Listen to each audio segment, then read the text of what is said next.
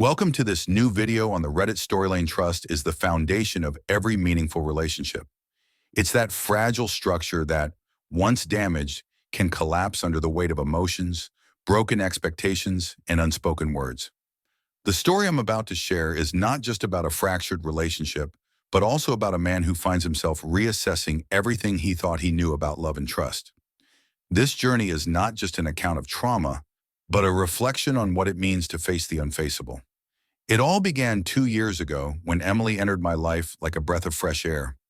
Over time, our bond grew stronger, to the point where I shared with her the darkest parts of my childhood. Every tear shed in her arms seemed like a step towards healing, and together we built something I thought was indestructible. But last Saturday proved how fragile that connection could be. Emily always had a competitive nature. Whether it was sports, a board game, or a simple conversation, her desire to win overshadowed everything else. She admitted she didn't know where this trait came from, but its intensity had already destroyed friendships, family relationships, and even career opportunities. Despite it all, I chose to stay by her side, convinced that love could overcome any obstacle. Unfortunately, I hadn't anticipated that her competitiveness would be the very thing to bring about our downfall. Our game nights with friends had always been moments of carefree fun. However, the last evening took a turn no one could have predicted. Emily and I were tied, and the final game would decide the winner.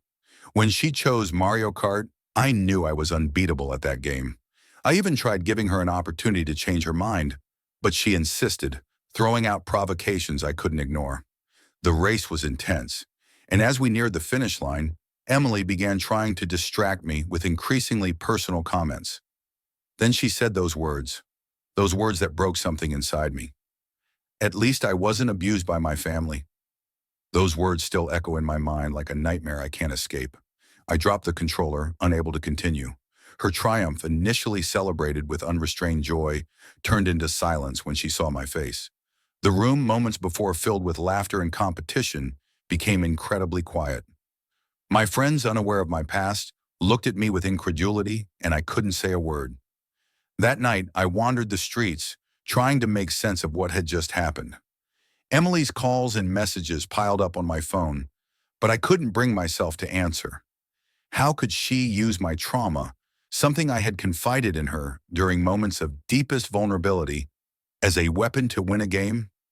I sat on a bench watching the traffic flow by, wondering if I was living in a nightmare from which I couldn't wake. Every memory of Emily comforting me, every moment I thought she was my rock, shattered like glass under the weight of her words. It wasn't just pain, it was a sense of betrayal that seemed to devour me from within. The next day, my friends began asking questions. Why had they never heard me talk about what happened in my childhood? How could Emily know such an intimate detail? Each question was an open wound, and every wound brought back memories I had tried to bury. In the silence of my home, I reflected on all the times Emily had supported me, or so I thought. Was I just an open book to her, a source of information to use when it suited her? This question haunted me. I began doubting not only her, but myself, my ability to judge people's character. I threw myself into work, trying to distract myself, but the pain was always there, a shadow following me everywhere I went. Every time I saw her name on my phone screen, I felt a knot in my stomach. It was as if time had frozen at that exact moment in the race, and I couldn't move forward. Emily tried to apologize, but her words felt empty.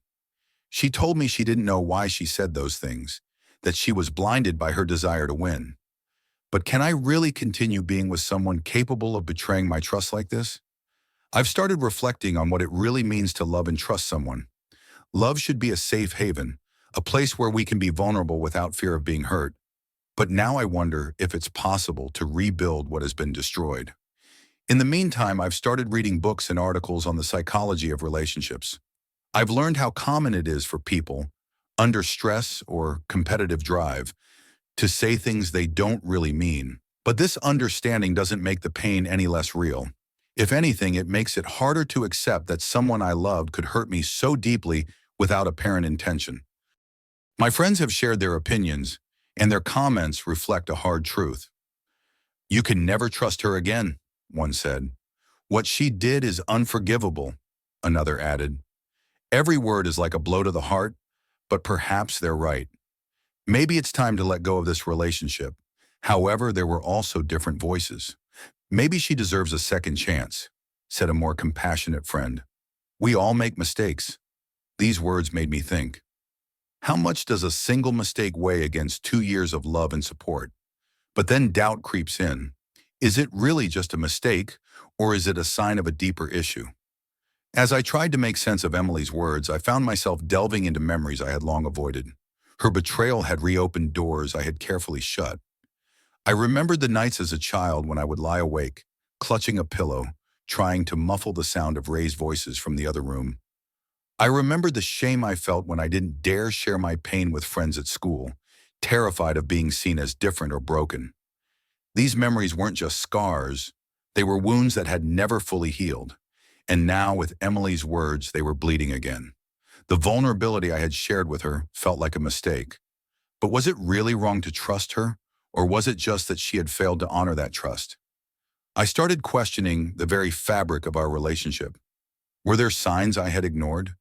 Moments where her competitiveness had bled into cruelty, masked as humor or playful jabs? I thought back to times when she had made comments that stung, but I had brushed them off as harmless. Maybe they weren't so harmless after all. The days turned into weeks, and the weight of my decision grew heavier. I began to wonder if closure was even possible. Could I find a way to forgive her? And if I did, would that forgiveness come with conditions? Or could it be genuine? One evening, as I stared at a blank page in my journal, I asked myself a simple question. What do I need to heal? The answer wasn't as simple. Part of me wanted Emily to truly understand the depth of the pain she had caused. Another part wanted to walk away and never look back. And then there was a small, quiet voice that whispered, "What if she's truly sorry?" I decided to meet her one last time, not to reconcile, but to seek clarity. I needed to understand why she had said what she said and whether she grasped the enormity of her actions. When we met, Emily looked different. Her usual confidence was replaced with an almost palpable regret. She apologized again, her voice breaking, and for the first time, I believed her. She explained how her competitiveness wasn't just about games or winning. It was tied to her own insecurities, her need to prove herself. She admitted that she had weaponized my vulnerability, not out of malice, but out of a desperate, misguided attempt to assert control in a moment she felt was slipping away. Her words didn't erase the pain, but they provided context. And context, I realized, was important. It didn't justify her actions, but it helped me see her as more than just the person who had hurt me. She was flawed, just like me, and struggling with her own demons. Forgiveness is not a single act, but a journey. After our conversation, I realized I wasn't ready to forgive her yet, but I also wasn't ready to shut the door completely. I needed time to process everything, to rebuild my sense of self, and to determine if our relationship was worth salvaging. I began attending therapy sessions to explore the depths of my emotions and gain a better understanding of how my past trauma influenced my present. Through these sessions, I discovered patterns in my relationships that I had never noticed before. I often gravitated toward people who seemed strong and confident, perhaps as a way to compensate for the vulnerability I felt within myself. Emily's competitive nature had initially drawn me to her because it seemed like a sign of strength, but now I wondered if it was a facade hiding her own insecurities. Therapy also helped me unpack the layers of betrayal I felt. It wasn't just Emily's words during the game that hurt me. It was the realization that someone I trusted implicitly could use my deepest pain against me. This realization forced me to confront the fragility of trust and the risks involved in opening up to others. One of the most profound lessons I've learned through this experience is that vulnerability is not a weakness. For years, I had equated being open about my pain with being weak, but now I see that it takes immense courage to share our most intimate truths with another person. Emily's betrayal didn't make me regret my vulnerability. It made me more determined to honor it. I realized that my ability to trust and love deeply is a strength, not a flaw. As I reflected on this, I began to see Emily's actions in a different light.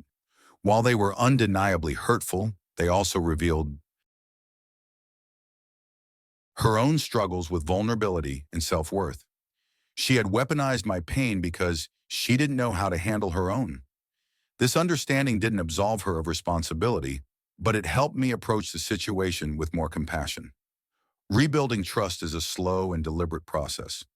Emily and I decided to take a break from our relationship to give each other the space we needed to heal. During this time, I focused on my own growth and self-care. I started journaling regularly, practicing mindfulness, and reconnecting with hobbies that brought me joy. Emily, too, began her own journey of self-discovery. She sought therapy to address her competitive tendencies and the insecurities that fueled them. We occasionally checked in with each other, and these conversations felt different from before. They were more honest, more raw, and more intentional. As weeks turned into months, I began to feel a sense of clarity. I realized that while Emily's actions had caused me pain, they had also been a catalyst for my own growth. I was no longer the person who had been shattered by her words.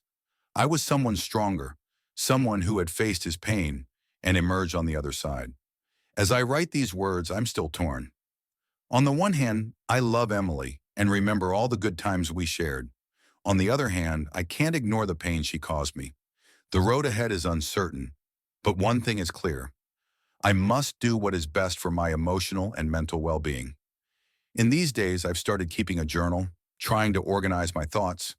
Writing helps me see things more clearly, but it doesn't make the decisions any easier. This story doesn't yet have an ending, but it's a chapter teaching me the importance of listening to my heart and not settling for less than what we deserve. It's a painful journey, but a necessary one to find peace and perhaps, one day, true happiness.